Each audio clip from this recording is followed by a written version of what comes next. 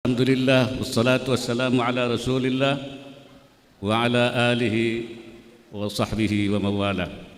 Subhanaka la ilma lana illa ma 'allamtana innaka antal alimul hakim.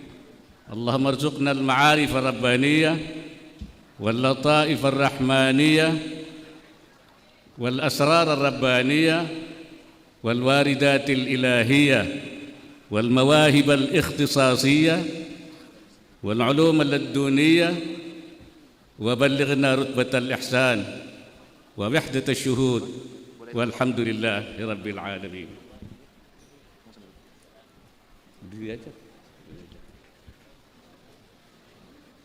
Berdiri saja, nanti kalau saya sudah capek berhenti.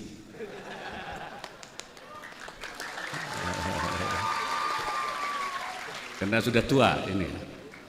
Ya. علماءنا الكرام ومشايخنا الأفاضل وحبائبنا الأفاضل وبالخصوص صاحب الفضيلة صاحب المعهد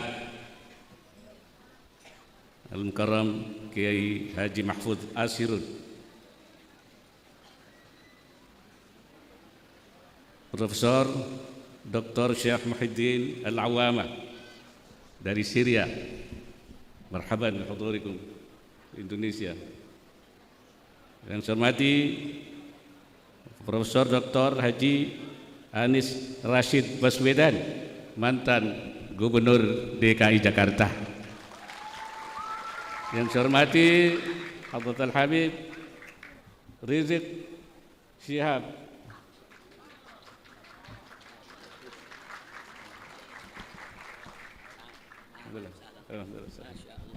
Tabarakallah, lama enggak ketemu Kiai. Alhamdulillah.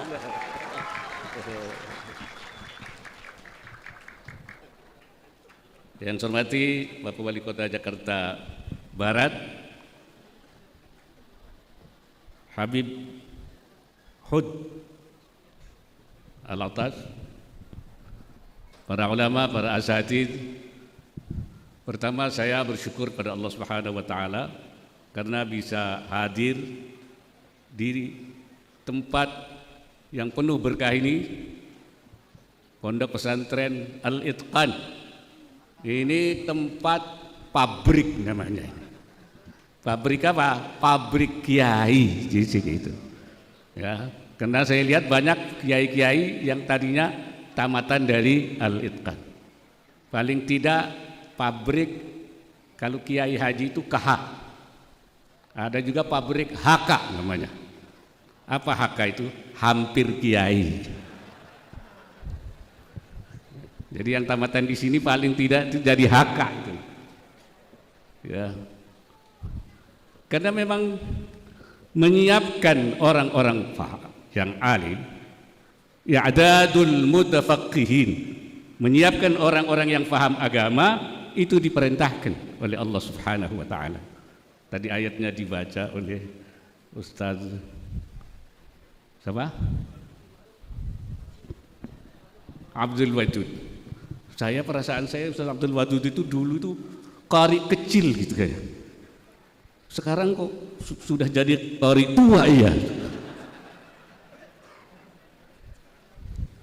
Walaula nafara min kulli firqatin minkum minhum ta'ifatun minhum. Mengapa tidak ada sebagian dari mereka itu pergi nafrah liyatafaqahu fid din, nafratut tafaqquh fid din, pergi untuk bertafaqquh. Selain nafratul jihad, nafratul qital, juga nafratut tafaqquh fid din, untuk belajar agama. Untuk apa kita siapkan mutafaqqihin ini, kiai atau calon kiai atau hampir kiai tadi itu? Pertama adalah untuk menjadi pengganti para kiai-kiai yang sudah tua-tua itu, ya, yang sudah kemudian dipanggil oleh Allah Subhanahu wa taala. Gurunya Kiai Mahfud sudah tidak ada, ganti Kiai Mahfud. Saya tidak tahu Kiai Mahfud juga nanti dapat giliran juga. Ya, nggak tahu saya dulu apa beliau dulu itu ya. Kalau umurnya tua saya, tapi dipanggilnya belum tentu. Ya, Ki Mahfud. Belum tentu. Karena mereka tidak seluruhnya hidup, ulama ini. Ya. Rasulullah mengatakan innallaha la yantazi'ul ilma intiza'an min sudurin nas. Allah tidak mengambil ilmu dari hati manusia. Tidak ada orang kehilangan ilmu. Walakin yantazi'uhu biqabdil ulama, tapi Allah mengangkat ilmu dengan mengambil ulamanya. Kalau ulama meninggal, ilmunya dibawa. Istrinya tidak. Kalau dibawa enggak mau jadi istri kiai nanti. Mobilnya, sawahnya, ilmunya dibawa. Kalau sampai tidak ada penggantinya, hatta idza lam yabqa alimun, kalau sampai di dunia ini tidak ada orang alim, ittakhadzan nas ru'usan juhala, orang akan mengangkat pemimpin-pemimpin yang bodoh-bodoh, tidak faham agama. Idza su'ilu aftau bighairi ilmin, kalau ditanya dia memberi fatwa tanpa ilmu. Fadhallu wa adallu, dia sesat dan menyesatkan. Jadi kalau sampai fatrah ulama ini bahaya. Maka itu harus ada pabrik kiai. Nah, salah satunya alhamdulillah Al-Itqan ini sudah ribuan santrinya yang jadi kiai. Alhamdulillah itu. Yang kedua, untuk menyiapkan orang-orang yang akan memberikan warna masyarakat, memberikan tuntunan pada masyarakat. Ya, masyarakat ini harus diberi warna. So, pertempuran memberi warna di dalam masyarakat ini dengan warna macam-macam. Ya. Kita harus memberi warna apa? Warna Allah. Sibghatallah, wa man ahsanu minallahi sibghah. Dengan sibghah Allah atau sibghah rabbaniyah, mana warna yang paling bagus daripada warna Allah? Tidak ada. Itulah tugasnya, memberi warna, menjadi lampu-lampu, menjadi obor-obor di dalam masyarakat. Ya. Makanya kiai itu tugasnya memberi warna. Sabarin, bukan jangan kiai diberi warna. Wah, bukan sabarin tapi masbuhin namanya. Paham itu? Bukan memberi warna tapi diberi, bukan memberi warna sibghah rabbaniyah, sibghah ilahiyah, sibghah imaniyah, sibghah tasyri'iyah. Malah diberi warna apa? Sibghah syaitaniyah, sibghah jahiliyah. Akhirnya malah bukan diberi warna, bukan memberi warna tapi diberi warna. Ini saya kira tugas daripada, apalagi masa sekarang ini penting sekali para kiai-kiai pesantren itu untuk memberikan warna. Karena sekarang ini orang mengatakan, nih Pak Rashid, Pak Anies tahu tuh, namanya periode sekarang itu post-truth. Post-truth itu pasca kebenaran. Jadi antara yang benar dan yang salah itu samar, ya, iltibas, istibah. Mana yang benar? Kadang-kadang bisa-bisa yang benar dianggap salah, yang salah dianggap benar. Betul. Makanya kita suruh dikasih doa oleh Rasulullah apa? Allahumma arinal haqqa warzuqna ittiba'ah wa arinal batila warzuqna ijtinabah wa la taj'al multabisan alaina. Ya Allah, perlihatkan kepada kami yang hak, kelihatan hak benar, ya, dan berikan pada kami untuk mengikutinya. Bisa saja orang tahu benar tapi tidak bisa mengikutinya. Makanya bisa melihat hal yang benar, bisa mengikuti hal yang benar. Kemudian juga supaya diberikan arinal batila, yang batil kelihatan batil. Wa arinal warzuqna ijtinabah, dan berikan kepada kami kemampuan untuk menjauhi. Bisa saja tahu itu batil tapi tidak bisa menghindari. Nah, kalau tidak ada namanya ainayah rabbaniyah, Yaitu inayah itu apa? Pertolongan Allah untuk mampu. Jangan sampai iltibas. Karena itu saya menamakan zaman post-truth sebagai zamanul iltibas. Zaman kesamaran antara hak dan batil tidak jelas. Tapi hak yang batil tidak jelas itu samar itu untuk orang awam. Orang yang bukan kiai, bukan hampir kiai, bukan kiai haji atau HK. Ya, hampir itu tidak ada samar. Kalau orang yang sudah tahu, sudah belajar, sudah jadi santri, itu tidak ada kesamaran, tidak ada. Kita selalu doakan semoga guru kita Kiai Mahfuz, saudara, diberikan kekuatan oleh Allah, diberikan perlindungan, diberikan kesuksesan dalam setiap langkah perjuangan dakwahnya, dan pondok pesantrennya Al-Itqan diberkahi oleh Allah Subhanahu wa taala.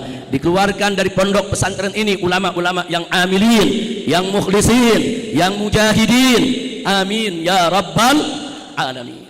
Kemudian tentunya tidak lupa salam penghormatan ini juga kita sampaikan untuk ayahanda kita tercinta, yaitu Al-Muhtaram Al-Mukarram Syekhuna Al-Walid Bapak Kiai Haji Ma'ruf Amin hafizahullahu taala wa ra'ah. Alhamdulillah, beliau tadi sudah menyampaikan kepada kita mau'izahnya yang luar biasa, singkat, padat, ringkas, jelas, dan merupakan samudra hikmah baik buat para kiai maupun buat santri, begitu juga untuk masyarakat pada umumnya. Dan kita berbahagia hari ini kita kedatangan juga yaitu seorang tamu, saudara, seorang ulama dan putra ulama, yaitu tidak lain dan tidak bukan adalah Profesor Dr. Muhyiddin Saudara Muhammad Awamah hafizahullahu taala wa ra'ah. Ayah beliau ini seorang ulama besar, saudara, salah satu benteng Ahlus Sunnah wal Jamaah, mengarang banyak kitab yang luar biasa, di mana salah satunya yaitu yang dikarang adalah tentang al-amal bil hadis dhaif. Apa dia punya dalilnya, apa hujahnya, dan ini kitab sangat penting. Kenapa? Karena sekarang ini di tengah-tengah kita, saudara, ada orang-orang muda nggak punya ilmu tapi sok tahu, teriak-teriak di masyarakat, saudara, seolah-olah hadis dhaif itu sampah, seolah-olah hadis dhaif itu kotoran, seolah-olah hadis dhaif itu enggak boleh dipakai, dibuang saja ke tong sampah. Ini hadis dhaif, enggak boleh dipakai. Inna lillahi wa inna ilaihi raji'un. Saudara, berapa banyak hadis dhaif yang yu'mal bihi? Berapa banyak hadis dhaif yang diamalkan oleh ulama? Bahkan ada hadis dhaif yang disepakati oleh semua ulama, saudara, bahkan semua mazhab untuk dijadikan sebagai kaidah. Di antaranya apa? Hadis la darar wa la dirar. Hadis dhaif, saudara, tapi menjadi kaidah muqarrarah indal ulama, saudara. Jadi jangan seenaknya mengatakan buang hadis dhaif, singkirkan hadis dhaif, enggak usah pakai hadis dhaif.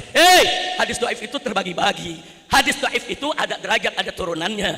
Ada hadis dhaif yang memang dipakai oleh para ulama, bahkan ada hadis dhaif yang dijadikan kaidah oleh para ulama, saudara. Maka itu thariqah Ahlus Sunnah wal Jamaah adalah thariqah yang paling luar biasa, thariqah yang lurus, dan merupakan thariqah dari firqah najiyah. Alhamdulillah. Ada lagi, saudara, yang seenaknya mengatakan, dan Imam Syafi'i mengatakan idza sahal hadis fahuwa madhhabi. Seenaknya dia comot, ini hadis sahih jadi mazhab Syafi'i, ini hadis sahih jadi mazhab Syafi'i. Tunggu dulu, saudara, ada rumusnya, ada sistemnya, ada terminologinya. Tidak semua hadis sahih langsung diambil menjadi mazhab Syafi'i. Jadi jangan sembarangan, saudara. Ada lagi yang mengatakan apa, saudara? Ini hadis, saudara, tentang antara laki-laki dengan perempuan yang bukan mahramnya, saudara, tidak batal. Saudara, mereka bilang ini hadis sahih dalam Bukhari Muslim, berarti ini jadi mazhab Syafi'i. Berarti mazhab Syafi'i mestinya kalau kita punya wudu menyentuh istri kita tidak batal dengan alasan ini hadis Sayyidatuna Aisyah radhiyallahu taala anha dalam Bukhari dan Muslim. Dia sok lebih tahu dari Imam Syafi'i, saudara, sok lebih pintar daripada Imam Syafi'i, saudara. Dia pikir Imam Syafi'i belum baca itu hadis, saudara. Hadis yang mana? Sayyidatuna Aisyah radhiyallahu taala anha menceritakan, ini hadis sahih Bukhari Muslim, saudara, di mana beliau ceritakan suatu ketika aku tidur, kemudian Nabi sholat malam, kakiku, saudara, gak sengaja melonjor di depan arah kiblatnya Nabi. Kemudian kalau Nabi mau sujud, dicolek itu kaki, saudara. Kakiku dicolek, aku tarik. Kata Sayyidatuna Aisyah, ini orang-orang sok pinter apa bilang, tuh lihat tuh, Nabi lagi sholat nyolek kaki Siti Aisyah, sholatnya gak batal. Berarti nggak membatalkan wudhu dong kalau menyentuh istri. Ini hadis sahih Bukhari Muslim, ini harus jadi mazhab Syafi'i. Luar biasa. Jawab jangan. Karena yang hadir banyak kiai sama santri di sini, buat PR aja deh. Bagaimana buat PR? Jawab apa PR? Semua minta jawab. Ada lagi satu hadis juga dari Sayyidatuna Aisyah. Yang ini ada dalam Sahih Muslim, saudara. Hadis sahih. Siti Aisyah cerita, faqadtu Rasulullah. Suatu ketika aku kehilangan Nabi dari tempat tidur malam, kamar gelap, rabang, nggak ada Nabi di samping, saudara, di ranjangnya. Kemudian Siti Aisyah terus merayap, tahu-tahu dipeganglah, saudara, kedua daripada telapak kaki Nabi, tumit Nabi. Ternyata Nabi lagi sujud sholat malam. Kata orang-orang yang so pinter, tuh lihat tuh hadis sahih lagi tuh. Nabi lagi sholat, lagi sujud, dicolek kakinya. Nabi nggak batalin sholat. Berarti wudhu kita kalau kena istri nggak batal. Ini hadis sahih. Ada dua hadis sahih sudah bercerita seperti itu. Kenapa kita sekarang mazhab Syafi'i kok kena istri batal wudhu? Nah ini mesti dikoreksi, kata dia. Karena ini hadis sahih, ayo kita ambil jadi mazhab Syafi'i. Kenapa? Sebab Imam Syafi'i mengatakan, idza sahhal hadis fahuwa madhabi. Kalau suatu hadis sudah sahih, maka itu adalah madhabku. Saudara, saudara, Pak, Bu, dalam mazhab Syafi'i kalau suami punya wudhu tersentuh istrinya, batal gak? Jawab yang kompak, batal gak? Batal gak? Tapi hadis sahih katanya nggak batal. Nah lo PR ya, PR. Jawab baik, saya jawab sekarang atau nanti? Sekarang atau nanti? Ketahuan lo nggak mengundang lagi lo. Kita minta izin dulu Ki Mahfud. Ki Mahfud disuruh jawab sekarang. Ki Mahfud jawab, kata Ki Mahfud. Imtithalan li amri ustadi wa syekhi Kiai Haji Mahfud As-Sirruj. Kita jawab singkat saja. Mau tahu jawabannya? Betul.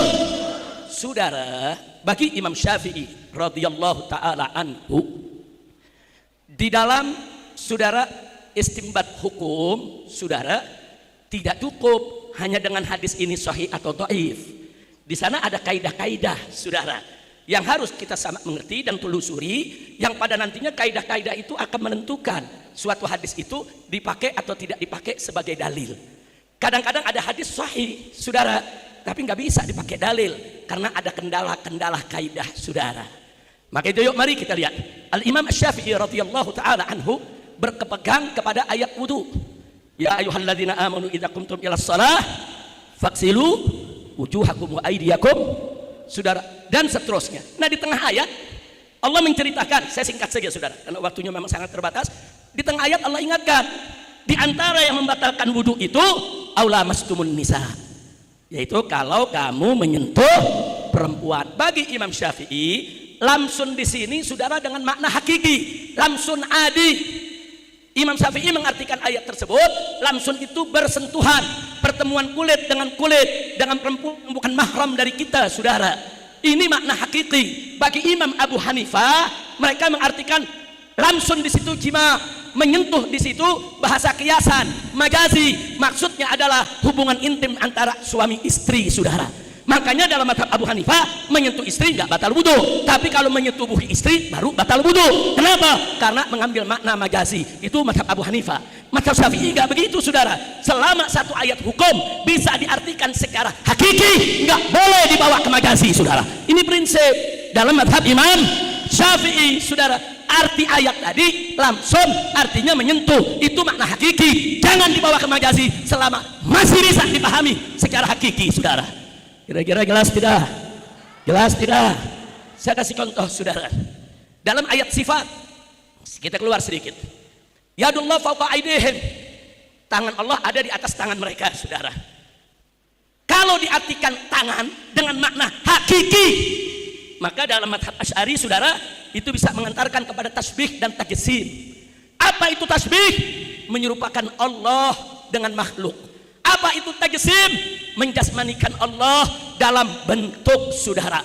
Bagi ahlu sunnah wal jamaah, mazhab Asy'ari haram untuk mengartikan sedemikian rupa. Padahal arti yadun secara hakiki ini tangan. Tapi di sana ada makna majazi.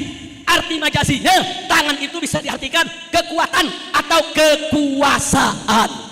Dalam konteks ini, saudara, ya, mazhab Asy'ari, saudara, begitu juga mazhab fikih Syafi'i nggak boleh diartikan hakiki karena nggak bisa diartikan secara hakiki, bisa mengantarkan kepada tasbih dan taksim, sehingga wajib, saudara, untuk diartikan secara majazi. Tapi kalau ayat wudhu tadi bisa diartikan hakiki, menyentuh. Kenapa harus diartikan majazi? Ini mazhab Imam Syafi'i. Kira-kira jelas tidak? Yang kedua, saudara, kita kembali ke hadis tadi. Mazhab Imam Syafi'i, para ulama menjawab betul. Itu hadis Siti Aisyah memang hadis sahih. Sahih, kami akui itu hadis sahih. Wajib kami terima dan sudah kami terima. Tapi nggak bisa dijadikan dalil untuk tidak batalnya wudhu jika tersentuh istri. Kenapa? Hadis itu sahih, tapi tidak ada penjelasan. Satu, Siti Aisyah bilang lagi tidur, kakinya depan Nabi lagi sholat. Terus Nabi sentuh kakinya, ditarik. Dalam hadis nggak ada penjelasan. Siti Aisyah tidurnya pakai selimut apa enggak? Saudara, nggak jelas. Kalau nggak pakai selimut, betul berarti disentuh kakinya. Kalau pakai selimut, bukan kakinya yang disentuh, selimutnya. Karena nggak jelas, nggak boleh dijadikan sebagai dalil mutlak. Justru itu harus diikutkan ke ayat yang sorry, saudara. Ayat Qur'annya sorry, menyentuh saudara perempuan yang bukan mahram batal, sorry. Hadisnya ger sorry, nggak bisa yang ger sorry ngalahin yang sorry. Justru yang ger sorry harus ditakwilkan ikut yang sorry. Kemungkinan Siti Aisyah pakai selimut, saudara. Kira-kira jelas tidak? Jelas tidak? Yang kedua, saudara, lah itu Siti Aisyah pegang kaki Nabi, telapaknya tumitnya waktu Nabi lagi sholat. Saudara, ini hadis sahih, kita terima, saudara. Tapi nggak ada penjelasan. Waktu disentuh sama Siti Aisyah, Nabi pakai khuf apa enggak? Saudara, kalau musim dingin, Nabi itu suka pakai khuf, saudara. Sepatu kulit yang menutup dari telapak ujung jari sampai mata kaki, yang nggak tembus air dan bisa digunakan untuk musafir perjalanan, saudara. Kalau musafir bisa pakai khuf 3 hari 3 malam. Kalau bukan musafir boleh pakai khuf 1 hari 1 malam, saudara. Nabi alaihi salatu wasalam kalau musim dingin sering memakai khuf. Dalam hadis gak ada penjelasan. Nabi pakainya musim Nabi disentuh kakinya pakai khuf apa enggak? Kalau enggak pakai khuf, mana penjelasannya? Kalau pakai khuf bisa ditakwilkan karena sejalan dengan sharihul ayah. Kira-kira jelas tidak? Maka itu saya mau tanya, mazhab Syafi'i cerdas tidak? Bagus tidak? Teliti tidak? Bangga tidak ikut mazhab Syafi'i? Takbir! Semuanya takbir! Shallu ala Nabi. Jadi jangan seenaknya ngomong, kalau hadis sahih itu mazhab Syafi'i, pala lu bomnyan. Emang semudah itu?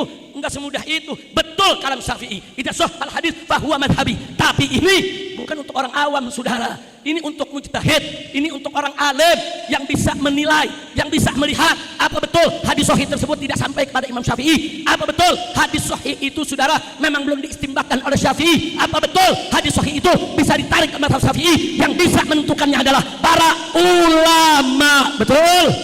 Betul? Ada lagi, saudara, di YouTube dai Wahabi, saudara, ngomong enak betul. Saudara-saudara, jangan pernah baca kitab Ihya Ulumuddin, karena Ihya Ulumuddin 90% hadisnya dhaif. Kacau tidak? Kacau tidak? Di Al-Itqan ini termasuk rutin dibaca Ihya Ulumuddin, saudara. Betul, kiai-kiai Betawi setiap hari Selasa kumpul di Tangkuban Perahu, masjid di Manggarai sana, saudara. Yang dibaca, saudara, adalah kitab Ihya Ulumuddin, saudara. Enak betul. Jaga telurmu, jaga mulutmu. Kapan kau pernah baca Ihya Ulumuddin? Berapa banyak, saudara, ribuan ayat Al-Quran dan hadis yang sahih, hadis yang hasan, saudara. Baik sahih li dzati, sahih li ghairi, hasan li dzati, hasan li ghairi. Begitu juga dhaif yang yu'mal bihi, yang diriwayatkan oleh Imam Ghazali dalam kitab Ihya Ulumuddin. Hanya ada beberapa gelintir hadis, beberapa hadis yang memang diperdebatkan oleh ulama, tapi itu pun sedikit pun tidak mengurangi nilai dan kedudukan daripada kitab Ihya Ulumuddin. Takbir! Masya Allah. Jadi ini dia nih, ahli hadis bukan, ahli fikih bukan, ngomong seenaknya, jangan baca Ihya Ulumuddin. Nah, maka itu, saudara, saya tidak mau berpanjang lebar lagi, bahwa hati-hati, betul yang dikatakan tadi oleh Kiai Haji Ma'ruf Amin hafizahullah ta'ala wara'ah, bahwa yuk mari kita jaga persatuan-kesatuan para ulama, para kiai, khususnya dari Ahlus Sunnah wal Jamaah. Jangan sampai umat kita ditipu mereka, umat kita dibohongi mereka, umat kita dijauhi daripada akidah Ahlus Sunnah wal Jamaah. Kira-kira yang saya sampaikan jelas tidak? Jelas tidak? Maka itu saya mau tanya semua, siap jaga aswaja?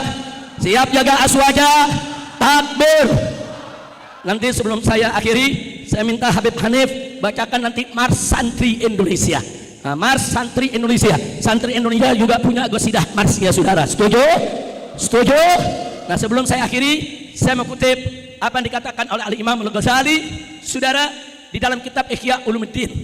Beliau menukilkan satu kalimat dari Al-Imam Al-Khalil Ibn Ahmad radhiyallahu taala anhu. Imam Khalil mengatakan, ini yang meriwayatkan Imam Ghazali dalam kitabnya Ihya Ulumuddin. Apa beliau katakan? Ar-rijalu arba'atun. Rajulun yadri wa yadri annahu yadri, fadzalika alimun fattabi'uh. Wa rajulun yadri wa la yadri annahu yadri, fadzalika naimun fa'aiqitu. Wa rajulun la yadri wa yadri annahu la yadri, fadzalika mustarsyidun fa'arsyiduh. Wa rajulun la yadri wa la yadri annahu la yadri, fadzalika jahilun fadrukuhu. Terjemahin jangan? Enggak usah deh. Dari panjang waktunya. Terjemahin jangan. Udah terus. Gue dianggap mobil lu parkir. Baik, singkat saja saudara. Apa kata Khalil Ibn Ahmad? Kalimat ini ada dalam kitab Ihya Ulumuddin, dinukilkan oleh Imam Al-Ghazali radhiyallahu taala anhu. Beliau mengatakan, Imam Khalil, ar-rijalu arba'atun. Orang itu ada 4 macam, saudara. Yang pertama, rajulun yadri wa yadri annahu yadri. Orang yang tahu dan tahu kalau dirinya tahu. Seperti apa? Ulama yang mengamalkan ilmunya. Ulama yang menyebarluaskan ilmunya. Ulama yang ucapan dan perbuatan seiring sejalan. Ini artinya apa? Dia tahu dan dia tahu kalau dirinya tahu. Atau kalau orang Betawi bilang tahu diri, saudara. Dia tahu punya ilmu, disebarkan, diajarkan, diamalkan, saudara. Nah, orang semacam ini kata Imam Khalil, fadzalika alim, itu yang disebut orang alim, itu yang disebut ulama. Kewajiban kita, fattabi'u, ikuti. Makanya para santri di sini jangan ragu-ragu, ikut kiai kita, ikut ustadz kita, ikut ulama kita, saudara. Jangan pernah ragu, saudara. Selama saudara beliau tahu dan tahu kalau dirinya tahu, saudara. Berilmu dan mengamalkan. Alhamdulillah. Yang kedua, wa rajulun yadri wa la yadri annahu yadri. Orang yang tahu tapi enggak tahu kalau dirinya tahu. Dia tahu dia punya ilmu tapi dia enggak amalkan. Dia tahu dia punya ilmu tapi dia enggak sebarkan. Dia tahu dia punya ilmu tapi ucapan dan perbuatan berlawanan, saudara. Atau kalau orang Betawi bilang punya ilmu tapi enggak tahu diri. Ada gak? Ada gak? Lu jangan bilang banyak dong. Ada tidak? Nah, orang yang begini, saudara, jangan diikutin, jangan juga dicaci maki, jangan juga ditinggalin. Orang begini, saudara, kata Imam Khalil, fadzalika naim, itu orang yang tidur, saudara. Dia lalai. Kewajiban kita, fa'aiqidu, bangunkan dia dari tidurnya. Nah, jadi kalau ada orang begini nih, punya ilmu luas, saudara, tapi perilakunya nggak betul, nasihatin, peringatkan supaya dia kembali ke jalan yang benar. Dia tidur, dia lalai, jangan dikaji, jangan ditinggal, tapi juga jangan diikuti, tapi dibangunkan dari tidurnya, saudara, dibangunkan dari kelalaiannya. Jelas tidak? Jelas tidak? Baik, yang ketiga, wa rajulun la yadri wa yadri annahu la yadri. Yang ketiga, orang yang nggak tahu tapi tahu kalau dirinya nggak tahu. Dia nggak punya ilmu tapi dia nuntut ilmu. Dia nggak punya ilmu tapi dia mau dekat dengan ulama. Dia nggak punya ilmu tapi kalau ada masalah dia bertanya kepada ulama. Fas'alu ahla dzikri in kuntum la ta'lamun. Ini namanya nggak punya ilmu tapi tahu diri, saudara. Orang seperti ini kata Imam Khalil, fadzalika mustarsyid. Itu orang yang sedang mencari petunjuk, bukan orang bodoh dia. Dia nyari petunjuk. Apa kewajiban kita? Fa'arsyidu, tunjukkan dia ke jalan Allah. Masya Allah, alhamdulillah, alhamdulillah. Mudah-mudahan yang hadir di sini dari ulamanya semua termasuk golongan yang pertama. Amin. Yang punya ilmu dan tahu diri dengan ilmunya. Amin. Nah, kita nih yang ngikutin kiai kita nih, setidaknya kita masuk golongan yang ketiga, saudara. Nggak punya ilmu tapi mau hadir majelis taklim, nggak punya ilmu tapi mau dengar apa fatwa ulama. Alhamdulillah. Nah, jangan jadi golongan kedua, betul? Yang keempat bagaimana? Ini yang paling parah, saudara. Yang keempat, wa rajulun la yadri wa la yadri annahu la yadri. Saudara, di sini dikatakan orang yang tidak tahu dan tidak tahu kalau dirinya tidak tahu. Udah nggak punya ilmu, nggak tahu diri, saudara. Ini dia nih, nggak punya ilmu, sok bikin fatwa sendiri. Nggak ngerti agama, sok bicara agama. Nggak ngerti tafsir, sok bicara tafsir. Nggak ngerti nasab, sok bicara nasab. Ada tidak? Ada tidak? Bagaimana sampai penyanyi dangdut jadi mufti? Pusing malah kita. Astagfirullahaladzim. Innalillahi. Yang begini saudara, orang yang nggak tahu tapi sok tahu, dinasehati ulama nggak mau terima saudara. Apa kata Imam Khalil? Fadzalika jahil. Itu orang yang bodoh. Kewajiban kita fatruku, tinggalkan dia. Ada yang nanya, Habib, kok orang bodoh ditinggal? Kan orang bodoh kan diajarin. Jawab jangan. Suruh jawab lagi. Jawab jangan. Nah kalau semua dijawab, PR-nya kapan? Ya udah, ini terakhir yang kita jawab, saudara. Ini orang begini, kalau orang Betawi bilang, udah goblok teka lagi. Nah, lu paham gak tuh? Udah goblok teka, udah goblok so pinter, so fatwa, so bicara hadis tafsir, ulama di debat, ulama dikata-katain, ulama dicaci maki. Kurang ajar tidak? Kurang ajar tidak? Nah yang begini saudara harus ditinggalkan. Kenapa? Kenapa kita nggak nasehatin Habib? Bagaimana kita mau nasehatin? Ulama aja dimaki-maki, apalagi lu. Betul? Ulama dicaci maki sama dia, berarti udah nggak mau dengar nasihat. Betul? Betul? Ulama dilawan sama dia, bagaimana kita mau nasehatin? Betul? Makanya maksud Al-Imam Khalil, kalau ada orang goblok teka. Sama ulama nggak mau dengar, diasingin dulu, tinggal dulu, biar dia berasa. Kalau nanti dia nggak punya teman, kesono orang mabur, kemari orang lari, ke sini orang nggak mau berteman, baru dia sadar. Kenapa semua orang lari dari aku ya? Oh mungkin aku goblok tapi teka kali. Nah kan udah mulai sadar tuh. Begitu sadar, dia hadir di majelis, dia belajar, dia memulai hidup baru untuk tuntut ilmu, baru naik pangkat jadi mustarsyid, baru kita kasih petunjuk ke jalan yang benar. Betul? Betul? Nah sekarang saya mau tanya semua yang ada di sini, saudara, semua yang ada di sini, mau masuk kelompok yang keempat? Mau masuk kelompok keempat? Sekurangnya insya Allah kita semua masuk kelompok ketiga. Amin. Ya Rabbal Alamin. Nah, baiklah ya ikhwan, setelah panjang lebar saya sampaikan saya punya ceramah tersebut, akhirnya di penutup saya mau katakan busra lakum, beruntunglah kalian semua hei para santri al-itqan.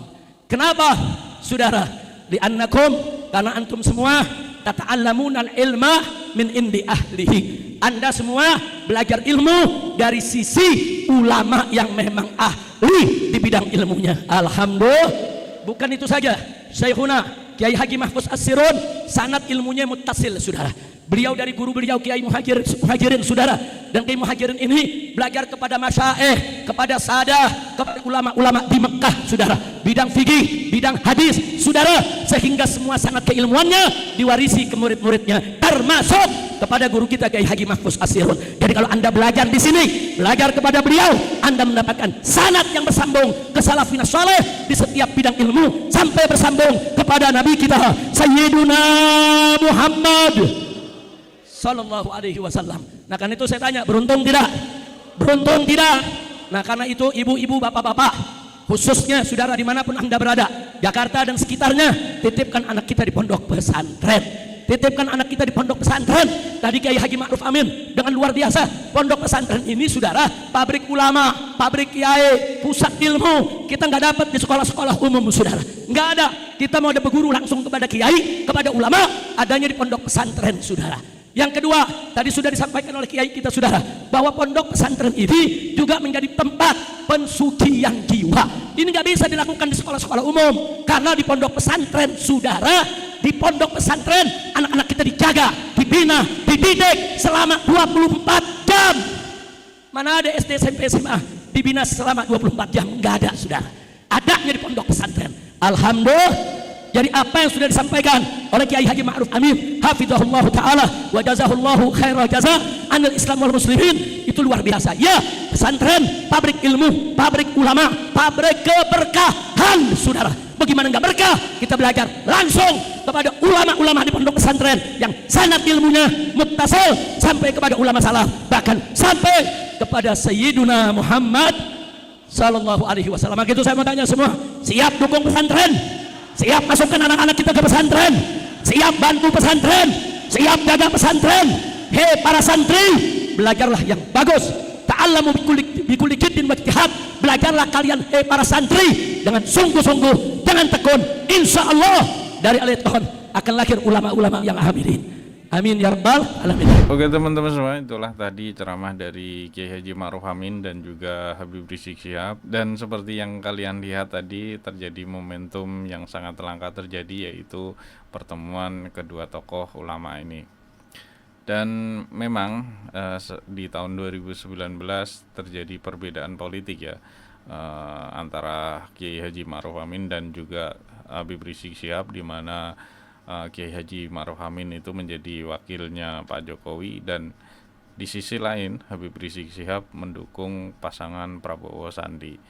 Dan alhamdulillahnya pada acara milad di pondok pesantren ini menyatukan kembali kedua tokoh ulama ini ya.